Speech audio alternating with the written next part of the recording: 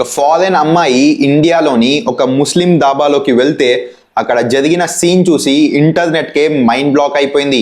ఆ అమ్మాయి దాబాలోకి ఎంటర్ అవ్వగానే అందరూ ఆమెని తదేకంగా చూసిండ్రు.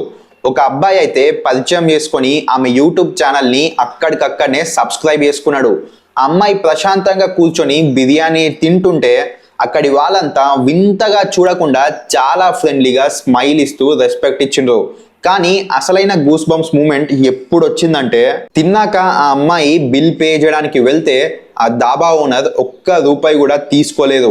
మీరు మా ఇండియాకి వచ్చిన అతిథి, గెస్ట్, మీ దగ్గర డబ్బులు తీసుకోను అని చెప్పేసరికి ఆ అమ్మాయి షాక్ అయిపోయింది.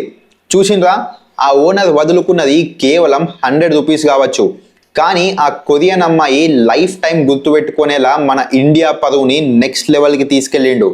నెగిటివిటీని బ్రేక్ చేసి మన కల్చర్ని ఎలివేట్ చేసే వాళ్ళే రియల్ హీరోస్. హిందూ ముస్లిం అని కాకుండా ఇండియా ఫస్ట్ అని పనిచేస్తేనే భారత్ చైనా లాంటి సూపర్ పవర్ అవుతుంది. మీకు భారతదేశం మీద ప్రేమ ఉంటే లైక్ అండ్ ఫాలో చేసి జై భారత్ అని కామెంట్ చేయండి. జై హింద్.